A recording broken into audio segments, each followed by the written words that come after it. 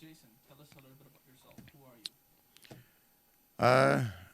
I'm the child of Greek immigrants. I was born in Canada, in Toronto.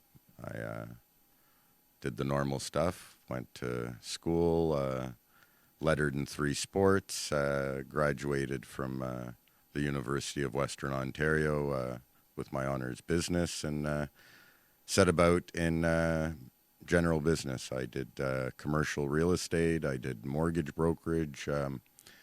I then got into private equity. I was on the board of a gold exploration company, and more recently, we were working on an entertainment company, a bond fund that I'd been participating in, and some advanced technology. And with COVID hitting and the doors locking, the mission changed. All those were put on hold because the real fight was upon us.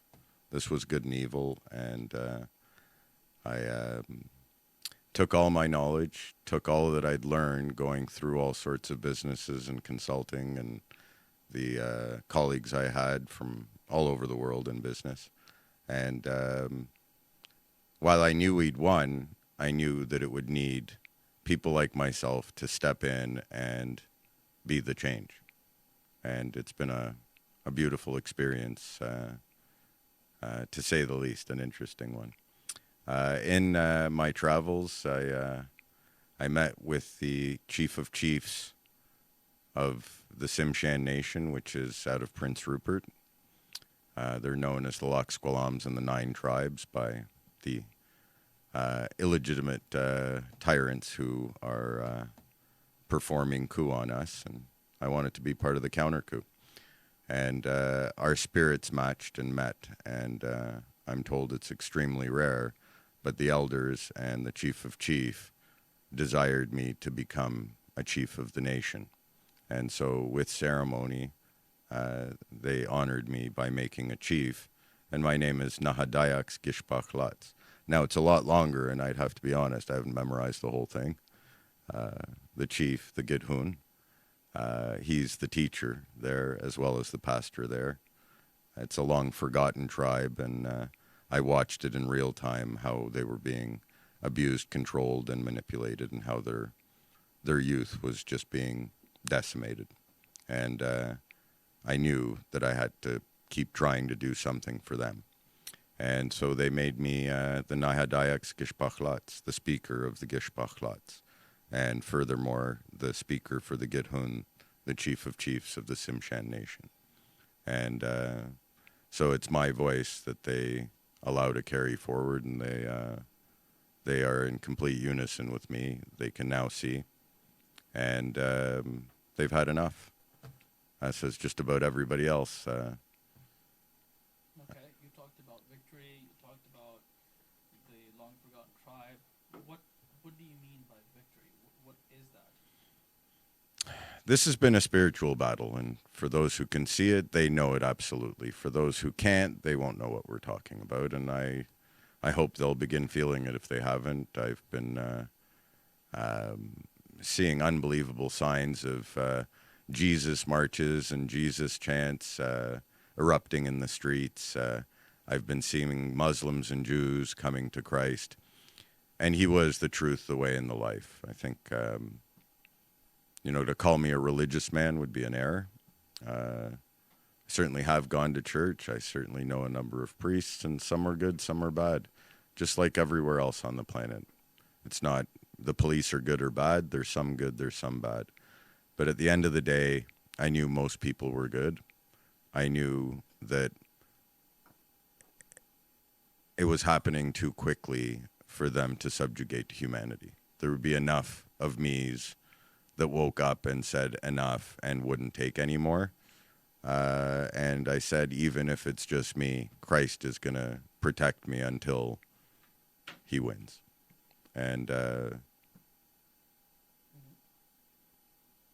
was the question again? That'll be an edit. What is the victory that you talked about? And you talked about the lost tribe. So what is the lost tribe? Well, it's not a lost tribe. they've been so forgotten, they're lost. They're in Canada.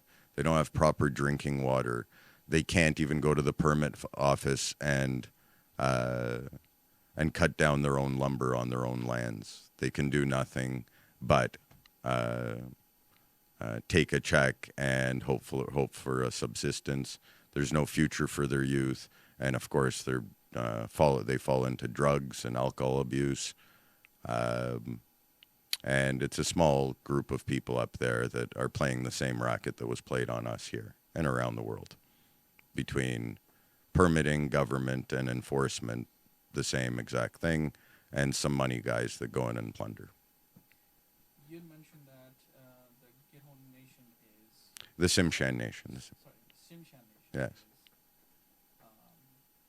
sovereign, and that they never signed any kind of treaty. In accordance with the Supreme Court itself, there was never a treaty signed. Now, we can take it back further. I'm on the Sacred Circle, and the litigation that was happening prior to COVID when they slammed the door shut because, we couldn't hear anything. The Crown had been called to produce an original British North America Act copy, and they could not. It's all a fraud, and fraud vitiates everything. Has the Tsimshian Nation has been immune from the government mandates and everything that has gone on against the citizens of Canada? Have they been immune from that? No, the psychological operation worked very well on the tribes. They ran to take the first 2 bioweapons. And in fact, it took me publicly proving out to the Gitxaala, the chief of chiefs, that he was wrong. And he finally stood down, realized what had happened. Everybody was in a coma over this. And thankfully, he woke up and stopped everyone from taking any further poison. So no one's been immune. No one's been immune. Why do you think that this propaganda works so well all across the board? It was universal. It was the way it was, and it touched on critical elements of the human psyche. And it touched on fear, it touched on guilt, and it touched on shame. And once you have people in fear, and this was bodily fear. This wasn't an existential fear. In fact, when I saw them collapsing the financial market, when the repo market broke down in September of 2019, I continued to watch. The narrative at the time was that it was transitory, not dissimilar to when inflation was somehow transitory. You know, it's the don't worry, go back to sleep that the news keeps people in, because it's not a priority, it's not important. So, by the time the COVID lockdowns were announced, the repo market, from requiring $10 billion a day, had shot up well over $1 trillion. I think it was nearing 2 even at the time. And this was supposed to be just a, don't worry, we're patching it over, it'll go back to normal. The Fed became the lender of last resort to banks, and it wasn't a last resort. This was $2 trillion an evening. It was meant for their great reset. So they couldn't recover upwards of 85% of the properties, or what happened? No, the repo market is where effectively the banks lent to banks overnight. Oh, I see. Yeah. The banks were no longer lending to banks. The war was on, and we've already seen certain big players take big hits financially. It was always intended to be the case, but it wasn't supposed to go this far. The devil's playbook was really mucked up, and there's some wonderful, beautiful people behind the shadows, behind the curtain, pulling strings, and it's wonderful to be able to watch some of those, but it's been quite painful watching people keep falling forward and falling in. But One of the things that gave me a lot of hope was I became I took all my professional designations and said I'm not going to be doing that any longer, not until the after. And I was also very well aware that there had to be an after, and I found it, and the projects are incredible, and I'm still hopeful that I will be the one securing the big celebration. We locked in the freedom fights for the children, and we had many sponsors for it to go and spread truth, spread the word, spread the healing that we're all going to require once the levee breaks. I've been, call it a conspiracy theorist for pretty much my entire life. And so I've been tracking the world such as this. And what I've seen missing and why I wanted to address the men was the lack of hope I'm seeing in spite of all we've seen that's gone positive for humanity. Everything they've tried has failed. I want everybody to remember that the original plan was 2030, and we were to have been locked in for 5 years minimum before the vaccines were out. We would have been begging for them. That was the plan. It even failed in China.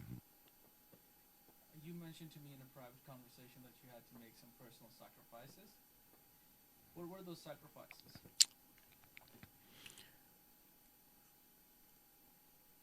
I had to stay on the truth because the truth is the way in the life. And I had to say it the way I say it, and it's emphatically. And it sometimes bothers people, scares people. And so I've not lost friends. I've put them on ice, shall we say, hoping we see each other again very soon when the truth unites us. This has been a disclosure, an exercise in truth, and the truth, Jesus, was always going to catch up to the lie. And it was the life. I also sacrificed my business contacts and colleagues. I was actually quite excited. My brother told me that colleagues of mine, after I'd sent them a mass email to my very notable little black book of contacts, that they were in grave danger when the vaccines were coming out. And that's around the time we're safe and effective. You're a bad person. And so my brother was told by more than one person that I was the biggest anti-vaxxer in Toronto, and I'd already moved to Calgary. So I was extremely excited about that. It wasn't a mantle anybody wanted to hold 3 years ago, but you know, I knew men like JFK Jr. now would step up. They'd been talking in the shadows, and now they're being given prominence, and they were always going to, because if you hear enough lies and you want to remain informed, you're going to have to start looking elsewhere. Now, sadly, a lot of people plugged into their hockey games, and there's a big part of the population that spends little to no time considering what's transpiring right now. But when pressed, and that's the pressing I want people to start doing, it's time to start reconnecting on all levels, not just the militia. I mean, these men train with guns. If I had to go to war, I'd certainly want to have them on my side. But, you know, fine, we had the bouncy castle revolution, and that served to do a few things. It did wake people's eyes up to the fact that the government was becoming tyrannical with the bank accounts. It opened their eyes to the uniforms that they had in Ottawa, and to a man, people recall the horse trampling the lady. I looked at it a little differently, that I saw half the police force in Ottawa resign because they weren't going to step in on those protests. I saw I'm guessing, illegitimate mayor and part of the apparatus. I'm just going to call them the pedophile class at this point. If you're not watching, pretty much everybody on television is one to some degree, some degenerate.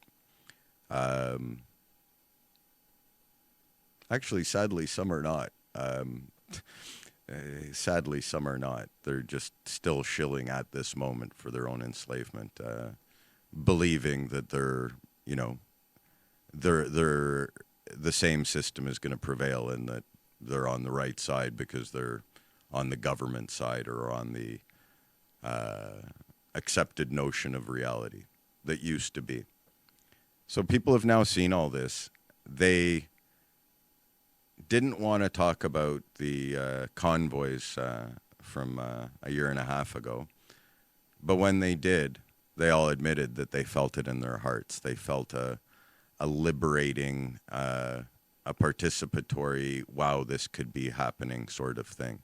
Deep down, they already knew that they were, just cannon fodder, low man on the totem pole, and I just got to do what I got to do for my family to get by. They're coming for the children, and we've now gotten to drag queen story time. In Toronto, yesterday, I believe it was, at the Pride Parade, there were naked men riding around in bicycles. There was also a chant that was started. I believe it went, "We're here, we're queer, and we're here for your children," or "We're coming for your children." We're here, we're queer, we're coming for your children. During the convoy, Yeah. the military stood down. That's a known fact. And the foreign military and the foreign NATO apparatus was brought in to suppress that movement. I don't think it was a NATO apparatus, to be honest with you. I think it was mercenary henchmen that were flown in, relatively low budget. The illegal ones and the illicit ones and the Kabbalists and the globalists and the crooks, they played the debt game. They have lots of it. They needed cash flow. Okay. It was not anything other than a really poor attempt at a false flag operation. So why do you think that the military stood down? They didn't quite stand down. There was a letter written by the military to the mayor who had requested their participation before the idiots in Ottawa all ran to call the Emergencies Act because the CBC told them that there was some Nazis in Ottawa. That's the humiliating embarrassment that we live under. And be listening to these people for anything is, for me, it was more spiritual. I will not pay the devil. I will not listen to the devil. Those are illegitimate orders. Fraud vitiates everything, and even in their bar system, which we know to be pirates' law. It's gobbledygook. It's crossed over on itself. It's clearly weaponized. All these things are now in people's headspace, and they weren't there 3 years ago. More importantly, you start to look at the people who ran the architecture before. Bill Gates comes to mind. Bill Gates, 3.5 years ago, and he was on the television telling us, if, when we get this vaccine, that's the only thing, everybody's going to have to vax up, otherwise we're all going to die. Everybody considered him to be probably top 5, not everybody, but 95% of people would have put him in their top 5 of smartest, richest, most philanthropic people on the planet. A voice to be trusted. I pose that question now, and I'm quite near 100%, where the replies go from, general disdain to, wow, I didn't even imagine that kind of violence. And that's a sea change where even if they're not watching now, they're watching, they're seeing, they don't agree with it. And much like when they all they felt that wow moment when the convoys hit, they'll feel it again. Now, Bill Gates, yeah, he is the founder of Microsoft. He did not write that code, but he did find the company. So technically, he's really a software guy, not a healthcare professional. No, he's an expert at viruses. I can't tell you the number of times that his silly update, when you're in the middle of trying to trying to file something on a deadline would pop up and make me go through an hour-long virus scan. Don't you remember? Yeah, the norovirus scans. Yep, Yeah, absolutely. And then like McAfee, it's not dissimilar a system. Create the problem, here's the problem. have a reaction, and be ready with a solution. So now the problem is a small group of evil, ugly degenerates who prey on our children, um, and that's our problem. The reaction is seething. We're in denial now in some places, but it goes straight to anger. And my hope here is that we've bubbled through that anger, and that people have, in their quiet solitude, taken more time.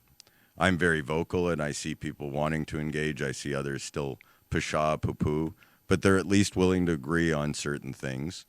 They just don't see it as a clear and present problem. They have an excuse for it. They don't want to debate it. They don't want to look.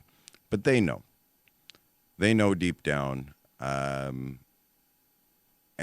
humanity will not forsake their children any longer. I feel very sad for some of those people who are, again, not dissimilar to the program that got a lot of very smart, reasonable people through some fear, guilt, or shame, fear of losing your job, fear of losing your status, fear of losing your home. The guilt was thrown in, well, they feel really bad, or the shame, why aren't you going along? Why aren't you doing your part? It was a pandemic of the unvaccinated. They've had enough of that. And next on tap was the climate. That failed miserably. Next on tap was 15-minute cities. That's failing miserably, although a lot of the infrastructure has been put up. That's a quick decommissioning after the arrests happen. And the devil wanted us to go into a civil war. And the beauty of it taking this much time is that we won't. We will not. There won't be a civil war. The group of deranged lunatics and very confused people, and actually abused children, to be honest with you, that is out there is very small. It will stand down, and I hope that they're healed. What do you want the law enforcement to know? Guys, it was brutally difficult. You guys had families, the same things I was talking about my business colleagues, you had the same. You had a pension to work towards, a lot of you 6-figure income that was providing a good life for you. There were already certain orders that you didn't like, but that you'd take. You'd already gotten used to enforcing certain things that, if you went and looked back, were all illegal and illicit, and simply edicts that were contrary to the natural law we should be all living under. We were all conned and defrauded, but I saw it in your eyes. Others saw it. We had these discussions. And in the end, you guys figured it out. It took you a little bit. In Toronto, they figured it out sooner and issued a public statement that they wouldn't be enforcing any of these health edicts. Whereas here, they became famous for, I think there was one episode where the cops were trying to get a child off the ice, and they were both falling off of them over themselves. But they figured it out. We had it was I recall one protest where they brought out the horses, they brought out the more militarized looking vehicles. They had command centers, and I'd have to say half the police force was out for one of our Saturday marches, which had been getting quite big at the time. It wasn't the biggest one, but I think it was about 5,000 that time. And we collided with them. No one was hurt, and they let us through. They knew right from not wrong at that moment. I've had discussions with them about knowing arrests need to be made way back then when we were figuring out the mandates. What I'll say to them is, it might have been nice to go back to sleep, but you guys can't. And you have to atone at this stage. You were the brown shirts. A lot of people asked if they'd lived in Nazi Germany in the 1930s, would they have fought back? And most people say, oh, yes, I would have. But there's been quite a lack of that, I'd have to say. And unfortunately, we still have a few brown shirts on the force, guys that will show up and push the legitimate protesters around. We've seen some arrests of pastors. One that is still charged for feeding the homeless. Feeding the homeless. He's getting charged for that. He was charged for making a sermon. These are absurd. It was only the Calgary police that would actually go and arrest them. Now, the good news is being out there and talking to enough of them, even the ones that are reluctant, the ones that don't feel God or don't feel a spirit, I know which way they're going to go, and they're 99% with us. And quite recently, it was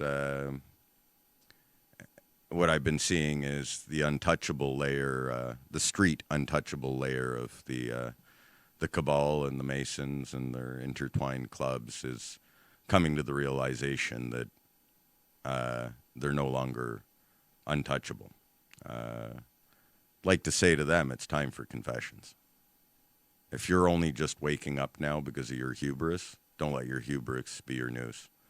I'd much rather that you confess and get your 25 years out of the way and hopefully come into a beautiful new world, rehabilitated and ready to contribute. What is your message to the North American militia? The movie's waiting for you. If you have watched some of the many beautiful and brilliant radio fake news, brilliant, beautiful hearts. Not much left. We've gone through the script, and in the Trump movie, I think at this stage I'd like to be talking to people who get that this is a movie. I don't want to get into that's not Biden and this is a movie with actors up there. You need only look.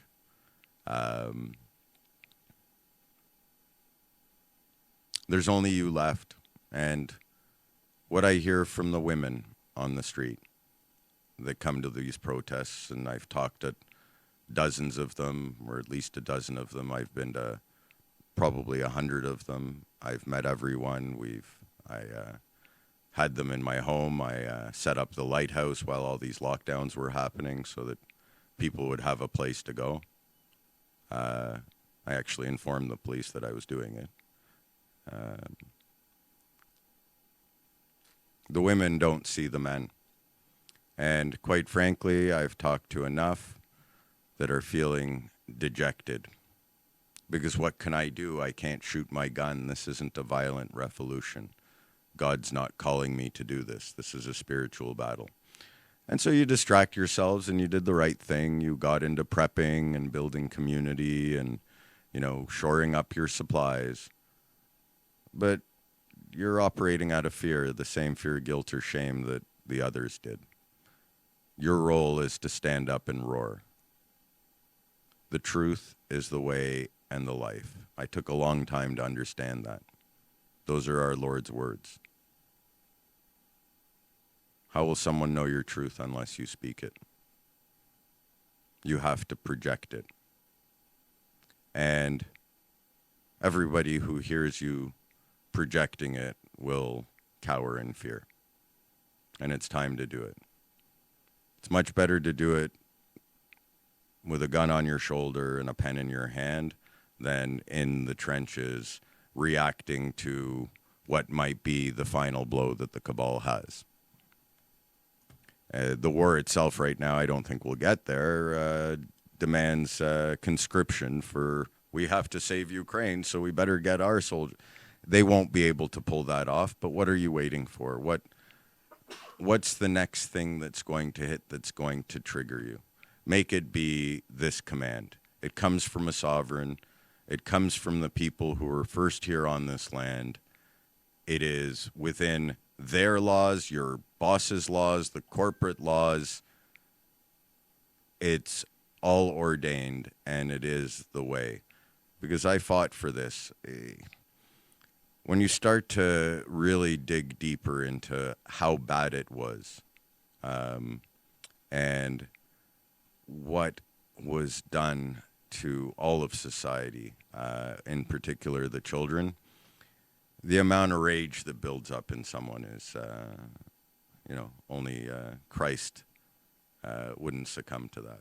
And most people have gone past that, and I'm happy for that. But they still want to see blood and arrests. But that blood doesn't need to be there. We sent bouncy castles a year and a half ago here in Canada, and now we're going to send megaphones with guys standing there with guns. Who are the love light warrior angels? Well, it's whoever believes that they are. And when you hear those words, you'll know that you are. Now, everybody's welcome, and I hope everybody becomes a love light warrior angel and does their part, and everybody's welcome. But our Father is love. God is love. We are light. We are energy. And so I put a call out to the warrior angels. They were the ones that would not wear the mask. They were the ones that were going to keep spirits high when they were failing. They were the ones that were going to pray over things and watch them unfold. They were the ones who were going to step into believing in its truest sense. We are in his likeness and image. We're all a piece of God, the grand creator. We're here to make our own world. And right now, the only thing I'm seeing, and could have been sooner, we're at that moment now where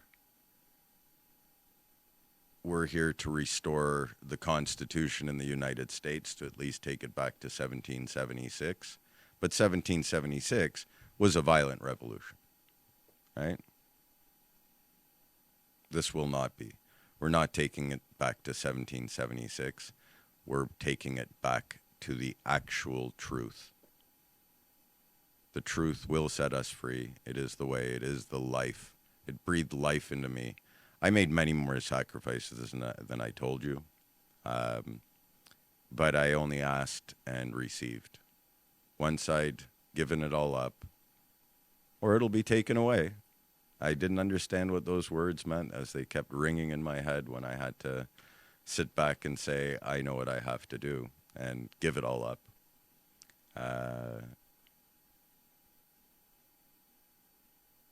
It released me, and I hope it releases others when they just say enough.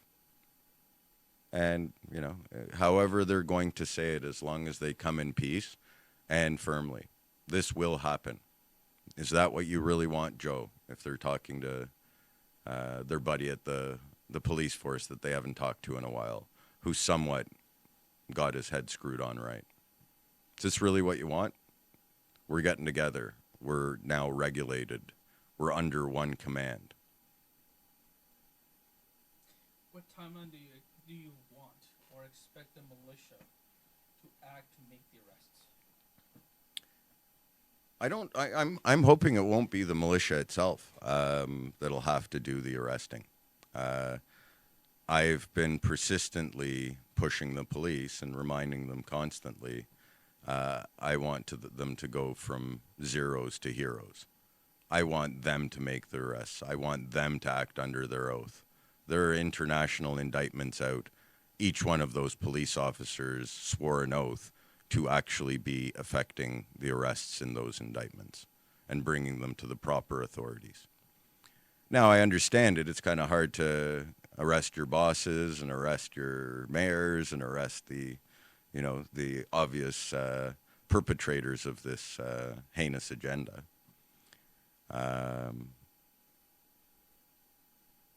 But I'm hoping it's them. But they need a trigger. They need a catalyst. Anybody I've seen jump, including myself, needed to relent. They needed to just look at it and say, no, I can't be a part of this any longer. I have to speak up. I have to go to the school board meeting. I have to be a whistleblower. And we're seeing it pop off everywhere. There are whistleblowers coming forward from law agencies, from various corporations, bureaucracies, institutions. And, it's time for the men with guns to stand up, tell the officers on the land it's time to make the arrests. If you don't know who, demand military intelligence, who has already been trying to tell the population here in Canada, hey guys, it's kind of broken over here. You got Chinese people running the show and illegal money, and both CSIS and military intelligence. And back to Ottawa, they stayed out of it. Now, I suspect that there was a reason for them both staying out of it, and for the trucks turning it from a siege one day into leaving peacefully. But to tell their officers what they need to hear, and Joe might just need to hear, your pension's not going to be there if this keeps going. What you worked for is going to be gone. And at some point, someone's going to have to do something about this, and you've been on the wrong side of the fence for far too long. Come forward, speak, and the others are there. We all know the police. When push comes to shove, if there's a decision, they have to come and start shooting at the protesters or go and arrest the mayor. I think they'll go and arrest the mayor or the health minister. I believe that the international indictments cover them because they cover the corporations and all agents of corporations. Yeah, the Vatican Corporation actually has that provision under their... Right, so notice has been served. Notice has been served. In fact, they, quite frankly, should be arresting themselves at this stage. But, if push comes to shove, we all played with the devil. We all had sin, and that's the piece I want, and that to go back to judgment. Judgment is the ultimate judgment is our Father's, but He's given judgment to the meek, and you have to follow in the Father's footsteps to pass judgment. Cast the first stone, let He judge not, lest you be judged yourself. There's a few, truisms within the Bible that you can just think of literally. And at this stage, if you're not confessing, if you're not being a part of the change, if you're still going along with the script, put your pencil down. It's time. And it'll be that militia standing up. In fact, I was watching an episode with Juan O'Savin, who is one of the speakers of the podcast. Like, great news from these guys. And he's been quite on the mark and understands military tactics, has kept on the ball of things, and I believe has significant communication with the other side. Mine has been minimal, but I've had communication from the other side. Thankfully, I didn't have to sign an NDA, so I could talk about what I did know. And the other side is a beautiful place. I wasn't lying. We're all lied to. The lies are so great. We were talking about, we can now talk openly about the fact that, hey, do you notice that a lot of really senior people in positions of prominence are getting charged with pedophilia and hang out with pedophiles and get on planes with pedophiles? That we've gotten that gig, but the one thing that I'm, where the lack of hope is, everybody's trying to picture what it's going to be like. And a lot of people fall into the chaos of the infrastructure falling apart and civil society breaking down. That's not going to happen. The guardrails have been up. The abundance our Father wanted for us was kept away from us. The devil has left. Angels, he was a fallen angel. I found angels. And I've seen their power. And the devil's minions had no such power, and the devil lost the keys. Whoever his agents, top agents were here, they lost the keys quite some time ago. And all I say is everybody I've ever seen wake up is consistent in saying that it would have been easier had they woken up sooner, and they wished that they had. And the final wake up is not just saying, something's going on. It's the spiritual war, knowing that we've won, knowing that we're to leave our worries onto him, that he has an abundance for us, and just going into that belief. But there's empirical evidence everywhere that it's already creeping out and crawling out, and we're going to see it medically. I'll just ask a few questions, and maybe it'll shape everyone's belief. I'm not going to get into a lengthy dissertation, but I think everybody's heard that the military is always 20, 30 years advanced. Take one moment to pause and think, how far could we take technology in 20 to 30 years? That's pretty far. Now, I'll tell you, and I hope you'll listen to my experience, that innovation was systemically constrained. Systemically constrained. Otherwise, how do you control an oligopoly? If you're, particularly now with the leapfrogs that innovation makes, you're going to start to lose control very quickly. We have abundant energy. Elon Musk was not wrong that with $40 billion we could feed humanity. We have technologies that'll grow even on the most toxic waste, perfectly healthy, robust vegetation. We have plenty of arable land that the government, we've now seen, is trying to stop us from using because they want to control that, and making nitrogen the big problem and CO2 the big problem. Our environment's so polluted, but it's heavy metals, it's the toxic waste they're spraying, the geoengineering, the EMFs they're running through us. And I mean, it's got to stop the psychological war that's been put on humanity. And it was the constraint of people believing that we were in scarcity, that we had to live in scarcity. We don't. It's all sitting there. And if we stand up, we can demand it. And it's coming. So what do we need to see next? And quite frankly, there's people in the Ukraine who are suffering every minute of every day, waiting for peace to be called there. I was very disappointed with the way the population got drummed up again to cheer for a war, because the same people who told us it was safe and effective told us that we had to preserve Ukraine from Hitler Putin. No one even took 2 seconds to look. Just like no one wants to talk about weapons of mass destruction in Iraq. Nothing to see here. 1.5 million people and, the cradle of civilization pulverized over a lie and to take oil.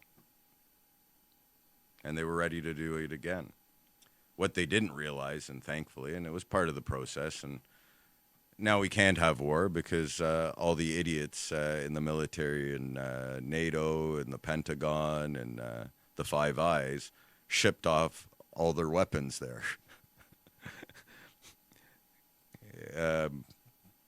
It's called declawing a wicked apparatus. It had become wicked. It thought it was the good guys, or it knew it wasn't, and it was trying to fight to the death. Right?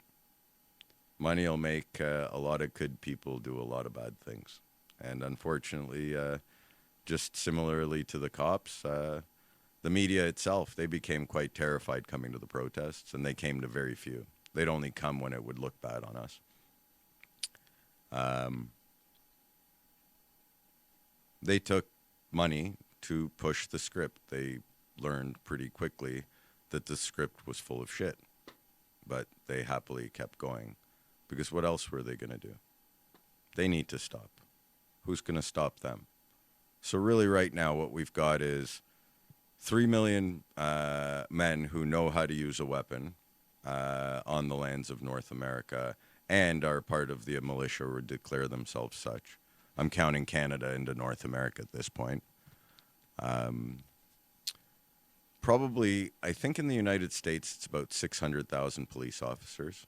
I'd have to say vast, vast, vast majority of those police forces are, when push comes to shove, 99% with us. It wasn't every cop that was crooked. In fact, watching the unfolding of all the false flag narratives that the FBI conducted and the DOJ and conspiring with them in the United States, it's always the same actors. It's always the same guys on the list, same prosecutors. It's not a big list to arrest. It's sitting right there. And I'll tell these guys, if they're doing it for their family, it's just going to get darker and darker. The orders are not going to abate. This is going to play itself out until those arrests happen. And I have it on good intelligence that some of those have already started. So I'd like to call the rest. The U.S. Constitution calls for a duly constituted militia and well-regulated. Those words, the media and whoever pundits have tried to dismiss, we know what they mean. And they have a duty. They have a duty, and they haven't acted on their duty because all they knew was violence. Because that's what war is. But I can assure you, if they stand up, give the courage to the police forces and to the FBI, where whistleblowers are coming forward every day, and I know most of those men, when they signed on before they got sucked into the cynicism of working for a bureaucracy, that they didn't sign up to steal from people, beat on people, throw pastors in jail. They signed up to serve and protect the people, which they failed to do.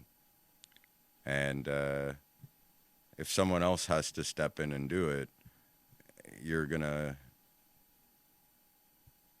wish you had. And so now we've got that many people, very few bureaucrats still pushing it, very few politicians, very few school board heads, very few inflamed cultists, all of whom need to be arrested. So, it's time to restore the bully's honor. In fact, when I was growing up, bully had the playground. It had started, we'd get into trouble for setting order in the playground. We were the bad ones. By the time my son had gotten there, the wimpiest, most effeminate child had become the bully. So it's time to turn on the bully and do what my son did, pick him up, throw him up against the wall, and say, I've had it, enough. Now my son dropped him to the floor and kicked him. Didn't like that part, but that was the rage afterwards. And I think we're there where the rage can be neutralized. Maybe some heavy words might need to be exchanged. If you don't, we will, and you'll be going with them. But I think at this point, people are almost waiting for the shotgun to go off. In fact, I talked to some officers a year and a half ago, and asked presumptively, when are the arrests coming and who's making them? And not really shocked, but somewhat shocked. I got engagement rather than I tells and body tells. I got engagement, and he said, "Well, we're working on it. We're trying to figure it out. We can't do Ottawa. It's jurisdictional." Um, we all know that a bioweapon was unleashed upon humanity, and at the end of the day, everybody worries about self and their kids, right? When they told me, yes, I'm a coward, or I couldn't, or and they're all forgiven. They just have to ask for it. That's the beauty of our Father. If we know to ask and we're thankful for it, we are forgiven for all the shitty stuff we've done. Hell, I funded the enemy. I committed treason. I paid the CRA, right?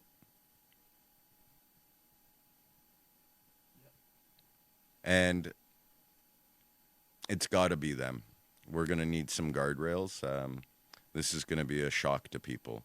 It's one thing to be able to sit and lecture to people and them take in most of it and still resist certain things that are critical to things turning over and coming to the other side and dealing with what was going on, what was really going on, what's been done to you and your children while you said you were working for your children. There's cures to what ails us. They poisoned us. Not enough people are looking past that and saying, what could I do to clean my body up or to detoxify or to get rid of it? I can tell you that I'd have to put it at 100% that there's an instant cure to what was put in your body and that you desperately needed. There's no more time for denial. And, you know, that's your first carrot if you don't want to believe the free energy. I think the infrastructure is already sitting there between the satellite sent up for Starlink. That wasn't simply for internet. And I think the patent office is going to be blown open. I've already started seeing open sourcing. It's waiting for the funding, but the new funding wasn't going to put it into the shitty old system. So if we can do this joyfully and peacefully and with big smiles, at least here in North America, there's been conflict, there's been clashes, there's been people killed. But to the extent that it could have been, this has not been so bad. So, you know, if I had to say two things that are telling me that it's now urgent, we need to call for peace in the Ukraine. That country has been devastated. And it's all to protect the nest of these animals that have been running this planet. We have to call for peace. And I want the cure for, you know, all my potato head friends that went and got this this poison. They're ticking time bombs. All the stats play it out. They've all heard it. So, guys, if you speak up, all the family you were worried about that took this vaccine will be saved. If it's us that turns this around, we get to demand what we want. Not the same movie that took too long, that didn't help out enough, that had people on the same side of the equation telling each other how badly they were doing. And I'm not saying these men had done anything badly. Had they done it any differently, we wouldn't be sitting here right now, and all this is it should be. They had to go through that. But it's time to go past that shame, to confess. Confess. Confess to yourself first, and if you feel the need to confess to others, then great. But confess to yourself so that you can confess to God, and you will be forgiven. Doesn't get any easier. Yep. People are dying, and if for nothing else, you must believe that if they put this out so widely, Yep. that they must have antidotes or cures for themselves. Naturally.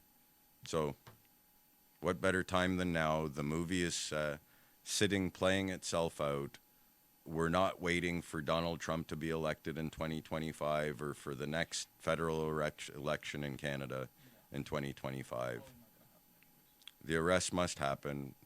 However they happen, they will. These men know tactically what's going on. I know we can actually make comms with the cartels in Latin America, more so than talking to the men on the land here. It was such a pleasant shock, really, when the cartel publicly apologized for their role in human trafficking. They knew the game was over, and they knew that they had to repent. How that's going right now, I hope that we can all work together, clean up our operations and turn them towards the light. We're going to have to do a lot of lifting. It's been a lot of damage done to people's minds, bodies, and spirits, and there's going to need to be a lot of healing happening. And the sooner we can get to that, the sooner we can get to celebrating our Father's return. Mm-hmm.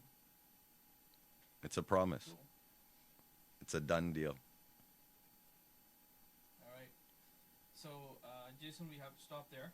Okay. Great talk. Thanks so much. Thank you. And we'll see you in the next one.